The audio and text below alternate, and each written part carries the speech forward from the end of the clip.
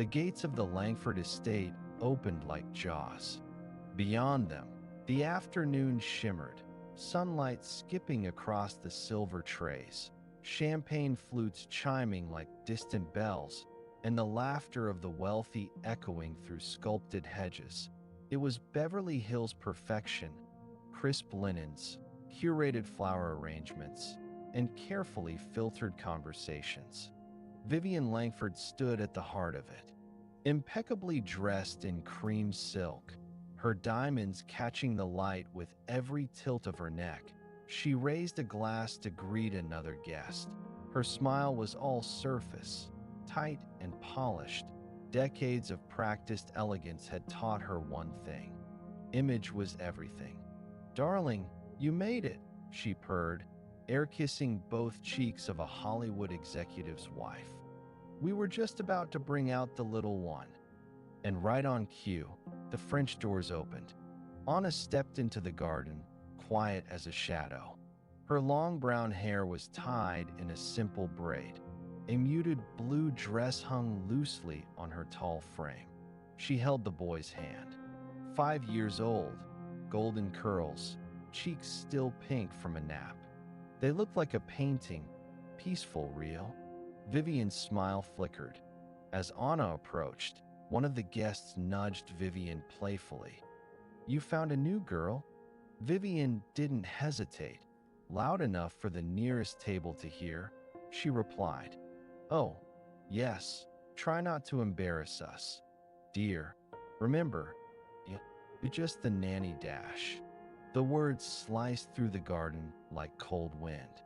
Laughter followed, not full-throated, but the kind that stings anyway, the kind that lives in eye rolls and sideways smirks.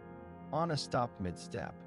Her fingers tightened ever so slightly around the child's hand, protective, but her face remained still, expressionless, except for her eyes.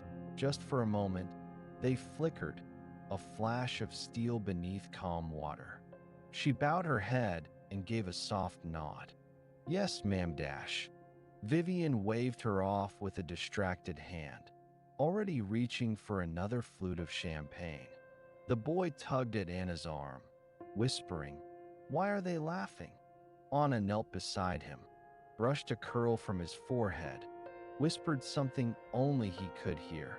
Then she stood, straightened her back, walked forward with quiet grace, as if no one had said a thing.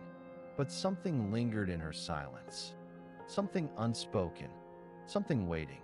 The party moved inside as the sun dipped behind the cypress trees. Jazz floated through the air, smooth and effortless.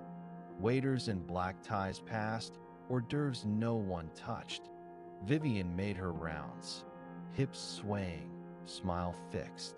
And Anna followed, always 3 steps behind, cradling a sleeping child in her arms like a porcelain heirloom. They paused near the marble staircase where guests gathered beneath a chandelier shaped like falling crystal rain. Vivian turned. Her eyes scanned Anna from head to toe. The long, shapeless dress, the simple shoes, the neatly braided hair, too plain, too modest. In a world painted with luxury, Anna stood out like a brushstroke from another artist. Vivian didn't lower her voice. "You know, Anna, you might consider updating your wardrobe. We have standards here. Neutral tones, clean lines, not thrift store chic dash." Anna didn't flinch. She adjusted the boy gently, as if shielding him from the cold that lived in Vivian's tone. "Of course, Mrs. Langford," she said softly. Vivian's eyes narrowed at the accent. Lilting, foreign, not quite placeable. Eastern Europe? Maybe. Not that she cared to ask. She gestured toward the child's arm. "And please, for heaven's sake, support his back when you hold him. Honestly, haven't you been trained?"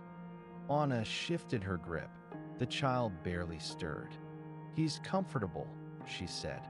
"I've carried him like this since his first fever. It suits him dash." Vivian laughed, sharp and brittle. That's sweet. But let's leave the parenting to those who actually have the credentials, shall we? A few nearby guests chuckled politely. One raised an eyebrow. Another sipped their drink in awkward silence. Vivian turned to them with a casual shrug. These days, anyone can get a visa and call themselves qualified dash. That one landed harder. Anna looked up. For the first time, she met Vivian's eyes. No anger, no fear, just stillness. And then, a smile. Not wide, not forced. Just enough. Enough to say, I heard you. I'm not breaking.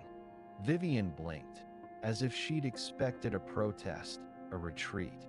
But Anna only stepped back, cradling the child like something sacred, and melted quietly into the background again.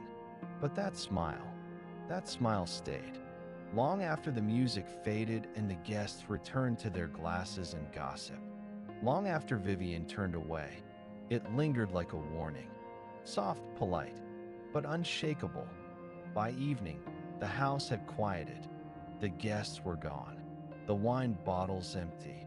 Only the soft whir of the dishwasher and the ticking of an antique clock filled the Langford estate. Anna stood by the sliding glass doors, arms crossed lightly, watching the moonlight glint off the marble patio.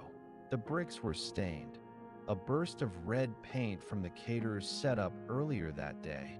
It wasn't her mess, but she knew what was coming.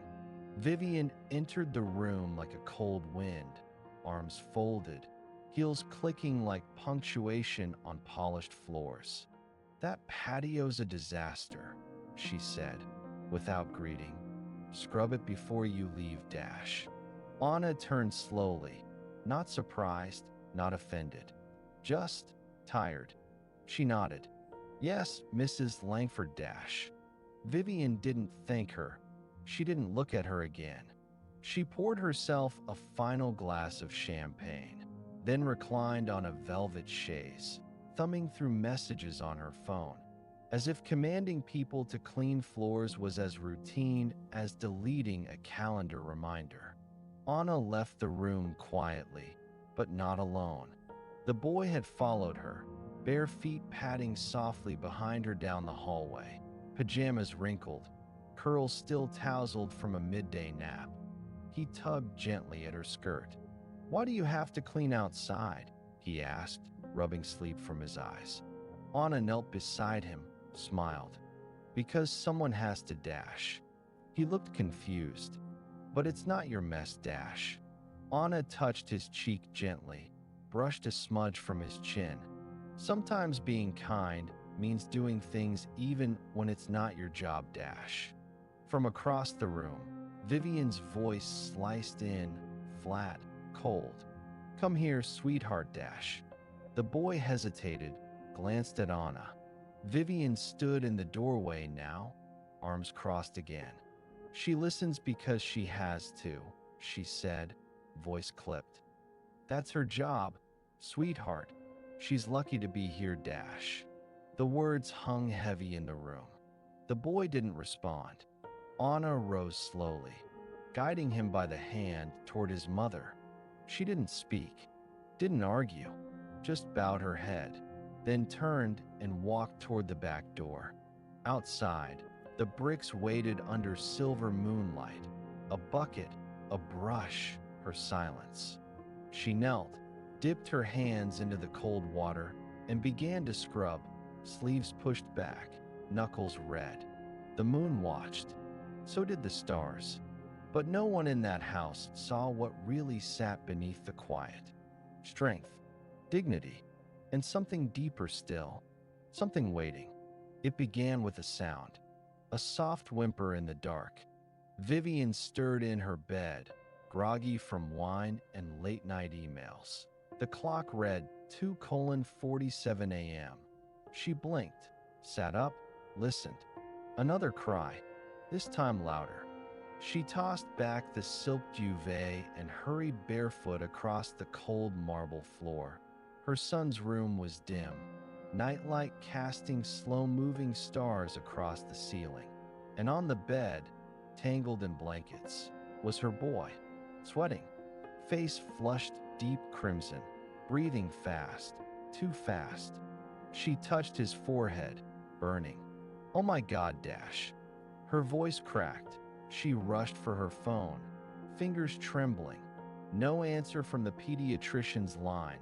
No answer from her sister. She hovered over the child, useless, lost. "Sweetheart, can you hear me?" He moaned, a weak sound, like the edge of sleep and pain. And then she said the name she always used coldly, dismissively. "Anna, A-N-A." The call echoed through the mansion. Seconds later, footsteps. Bare, quick, calm. Anna appeared in the doorway, robe wrapped tight, eyes wide but composed. One glance at the child, and she was at his side, rolling up her sleeves. Vivian hovered behind her like a shadow. "What do we do? Should I call someone? Is he?" Anna didn't look up. She spoke gently, but with authority. "Wet cloth, cold water, bring it now, Dash." Vivian froze. "What? Now, Dash?" It was the first time Vivian had been ordered to do anything in years. She moved. Anna propped the boy up, shifted his body gently to open his airways. She reached into her bag, a small, neatly packed kit, saline, strips, a thermometer, a vial of eucalyptus oil. Vivian returned with a cloth, water dripping down her wrists. Anna pressed the cloth to the boy's head, checked his pulse, then reached under his jaw, found a swollen lymph node. Her eyes narrowed. Calculating. She turned him slightly, tilted his chin, measured the breath with her ear. "His airway is tight, not blocked yet, Dash." Vivian stood still, breath held. "Blocked?" Anna didn't answer. She opened a sealed pack from her kit, a rare tool, not something any nanny would carry. She placed it gently under the boy's tongue, guiding his position until his breathing began to slow, controlled, safe. Minutes passed like hours, and then his chest rose evenly. The flush in his cheeks began to fade. He opened his eyes. "Mama." Vivian dropped to her knees beside the bed. "Yes, baby, I'm here, Dash." She turned to Anna, breathless, shaken. What was that? How did you?" Anna stood slowly, brushing her palms on her robe. "Pediatric trauma rounds, Dash." She met Vivian's eyes, not unkind, but steady. "I used to assist in emergency surgery in Sarajevo before I came here, Dash." Vivian didn't speak. Couldn't. The room was quiet now, except for the soft hum of the boy's breathing. And for the first time in that silence, Vivian saw Anna. Not as the help, not as the quiet shadow in the hallway, but as something else entirely. A woman with a past, a mystery, a truth, one that had just saved her son's life. Morning light crept across Vivian's mahogany desk, illuminating a stack of papers she hadn't looked at in months. Resumes, references, applications. Anna's folder lay open and half empty. No certifications, no state license, no CPR cards or early childhood degrees. Just a clipped resume, a few lines sparse, clean, almost too clean. Vivian stared at it, brows furrowed, a manicured finger tapping the paper.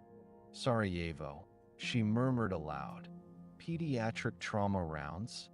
She pulled her phone closer, searched databases, typed Anna's full name into professional registries, medical boards, even Eastern European employment sites. Nothing. No LinkedIn, no profiles, no mention, just a shadow.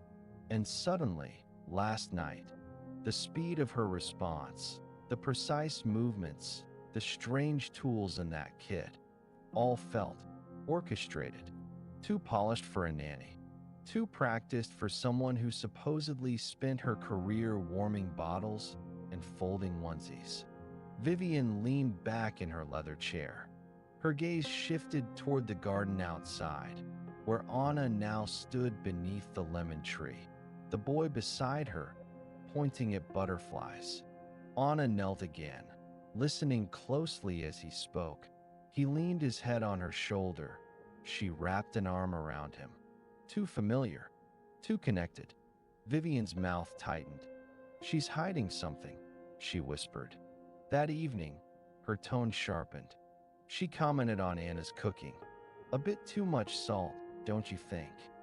Criticized the child's mismatched socks.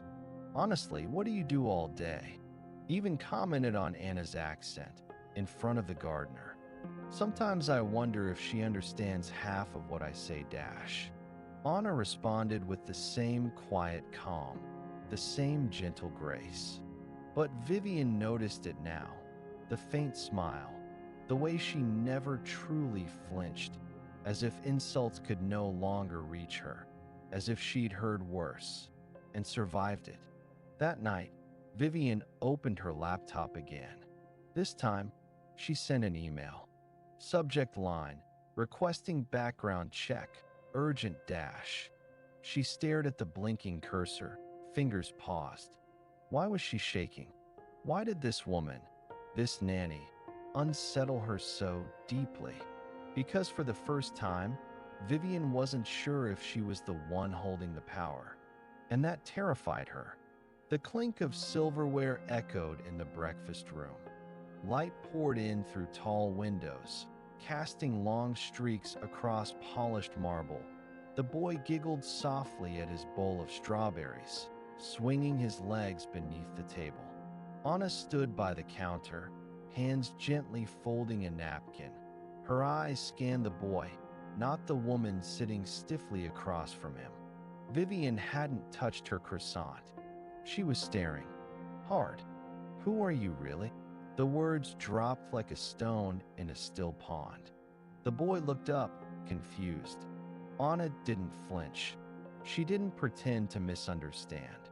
She simply placed the folded napkin down, then turned with steady grace to face her employer. "You wouldn't believe me if I told you, Dash."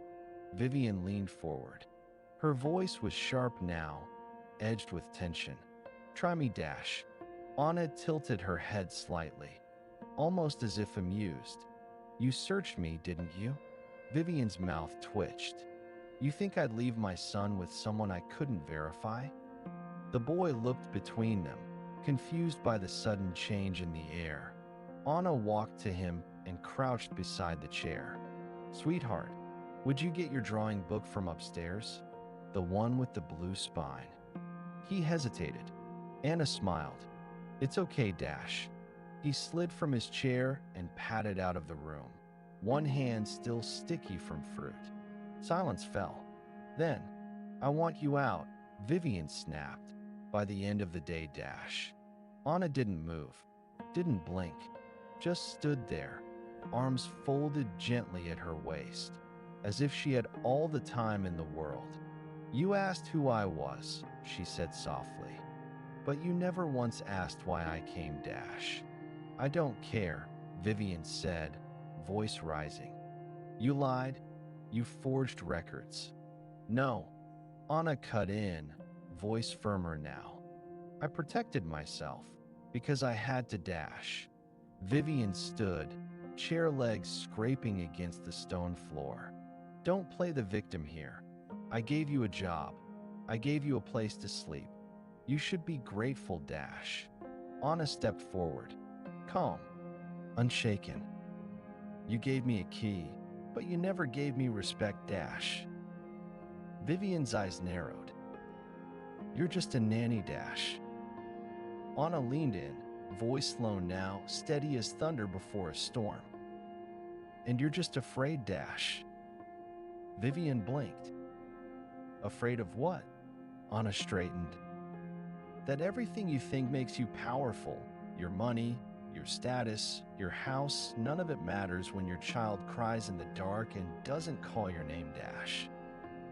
That landed like a slap. Vivian froze. The ticking of the wall clock filled the silence. "You're fired," she whispered. Anna nodded. "Of course, Dash." She turned and walked out, slow, elegant, shoulders back. But as she reached the doorway, she paused. Didn't turn around, just spoke. "Before you call someone to replace me, ask your son what he wants, Dash." And then she was gone, leaving behind not just silence, but something heavier. Doubt. Evening shadows stretched long across the stone driveway. The fountain murmured softly. Lights from the mansion spilled onto the perfectly trimmed hedges. Vivian stood at the front door, arms crossed, still simmering from the morning's confrontation. She had made calls, left voicemails, contacted agencies. No one knew who Anna truly was, and now Anna was gone. Or so she thought. The distant hum of an engine grew louder. A sleek, black car glided up the driveway, not the kind of vehicle you'd expect at a nanny's farewell. The driver stepped out and opened the back door. And from the shadows, a tall man emerged. Tailored suit, silver cufflinks, immaculate shoes that clicked softly on the stones. His hair was salt and pepper, his face marked with time and wisdom, eyes sharp, movements deliberate. He held a leather folder under one arm. Vivian stepped forward instinctively, frowning. "Can I help you?" The man smiled faintly. "I believe I should be asking you that, Dash." From the side entrance, Anna appeared. Still in modest clothes, still quiet. But her presence now carried weight. She walked to the man, and he bowed his head with deep respect. "Dr. Milankovic," he said, with warmth. Vivian's arms dropped to her sides. "Doctor." The man turned. "My name is Arten Vukovic, former Prime Minister of Bosnia and Herzegovina, Dash." Vivian's lips parted, her breath caught. I don't understand, Dash." He nodded gently toward Anna. "She saved my daughter during the war. On a night when our hospital collapsed under shell fire, she stayed, alone, performed 6 surgeries by candlelight, not because she had to, because no one else could, Dash." Vivian's throat tightened. She looked at Anna, standing still, eyes lowered, humble. She served as lead trauma surgeon during the conflict. Later, as a diplomat during peace negotiations, she's been honored by 3 governments and buried more friends than you'll ever know, Dash. Vivian's voice was barely audible. "Then why? Why nanny work?" Vukovic smiled, but not cruelly. "Because she does not chase praise, she seeks purpose, Dash." He glanced toward the window where Vivian's son now stood, watching. "She saw something in your child, something rare, so she chose him, Dash." Vivian whispered, ashamed. "I treated her like help," Anna said softly. Her voice cut gently through the moment. "It's all right. I've been called worse, Dash." She stepped forward, looked Vivian in the eye. "But I chose your child not because of who you are, but because of who he might become, Dash." Silence stretched, heavy, healing. Vivian didn't speak, couldn't. She only nodded. And in that nod, fragile, reluctant, real, something shifted. Not apology, not forgiveness, but the beginning of understanding. The garden bloomed brighter than usual. Fresh lilies curved toward the sun, and crystal flutes shimmered in white on white draped tables. It was Vivian's signature, elegance at scale. The guests arrived one by one, The same faces from the last party. Women in couture dresses, heels tapping on stone, laughter floating through the hedges like perfume. But today, something was different. Vivian stood at the center of it all, perfect as always, but her eyes lacked the sharp edge they once carried. Her smile, practiced, polished, held a fracture too subtle for cameras but far too clear in person. And beside her, not a few paces behind, stood Anna. Not in uniform. No apron, no hair pulled back. She wore a simple, graceful navy dress. Her posture was poised, dignified, her silence still intact, but it no longer felt like submission. It felt like power. Vivian's friends noticed her immediately. One clutched her champagne tighter. "Is that the nanny?" whispered one guest. "No," said another, eyes narrowing. "That's someone else entirely."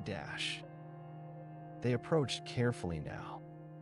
The same women who once scoffed, who once smirked when Vivian made her biting remarks. Now they smiled wide, with teeth too perfect and voices too sweet.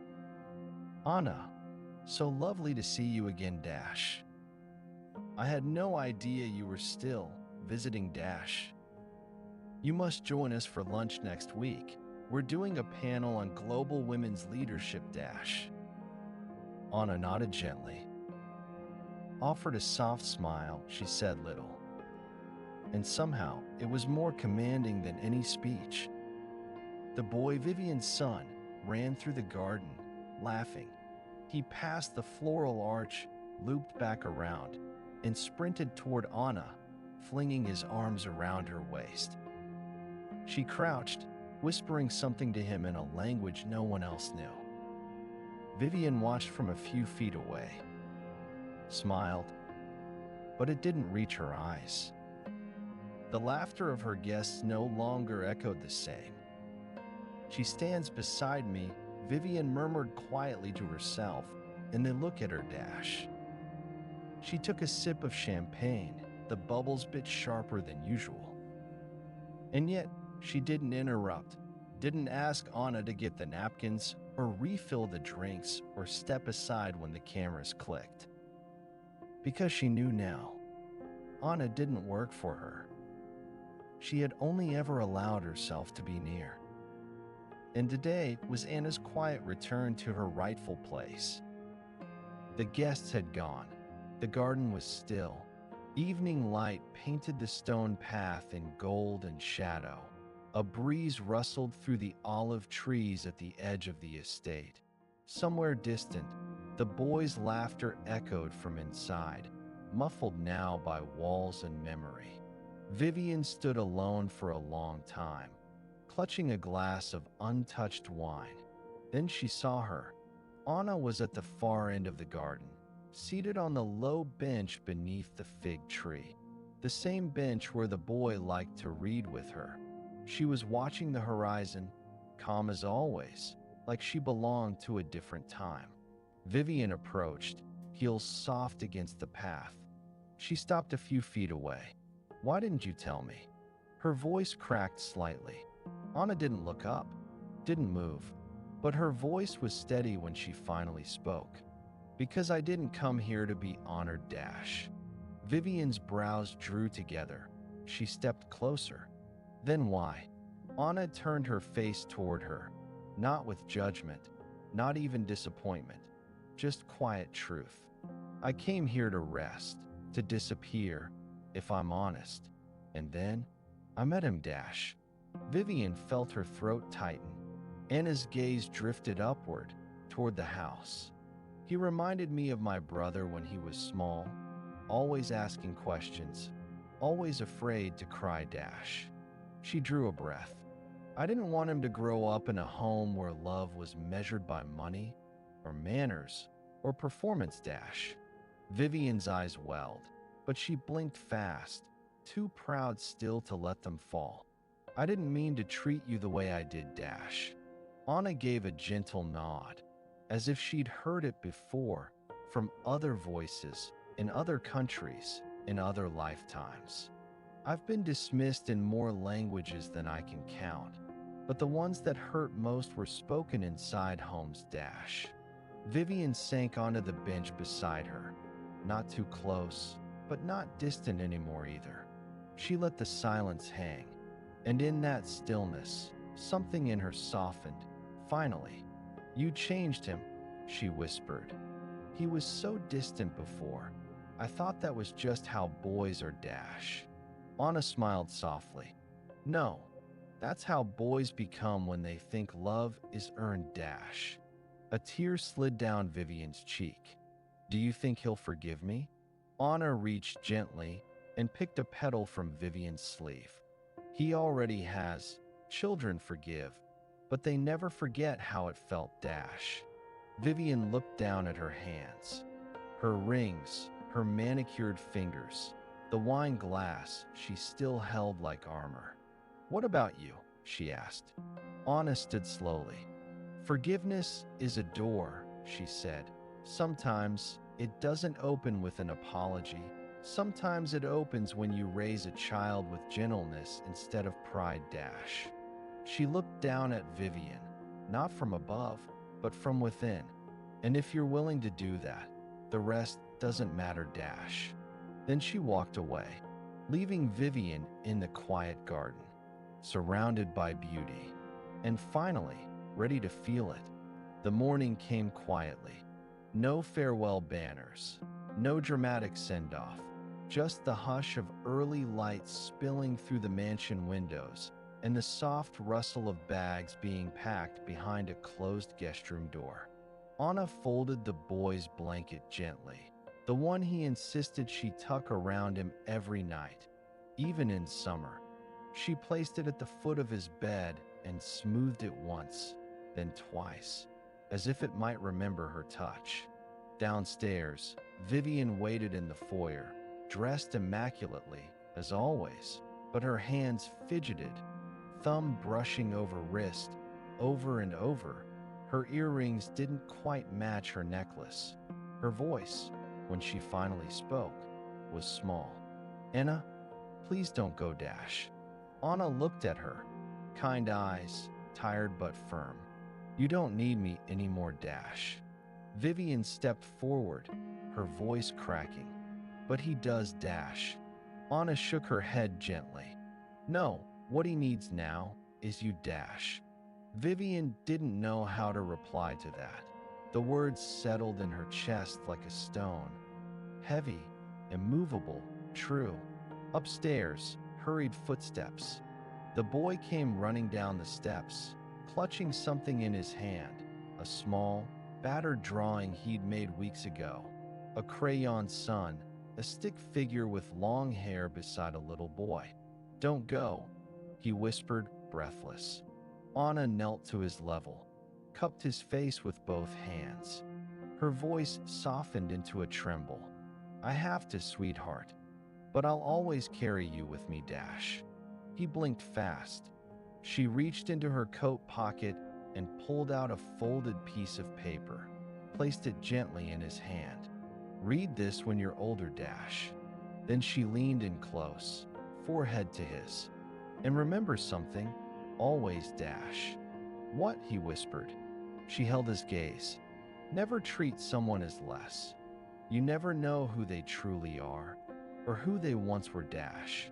He nodded, swallowing tears. Vivian stood behind them, silent, watching the woman who had raised her child, not in blood, but in tenderness.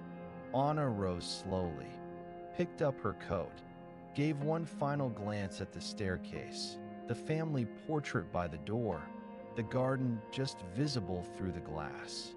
And then she walked away, not with sorrow, not with bitterness, but with the quiet grace of someone who had given what she came to give and was ready for the next place that needed her. The door clicked softly behind her.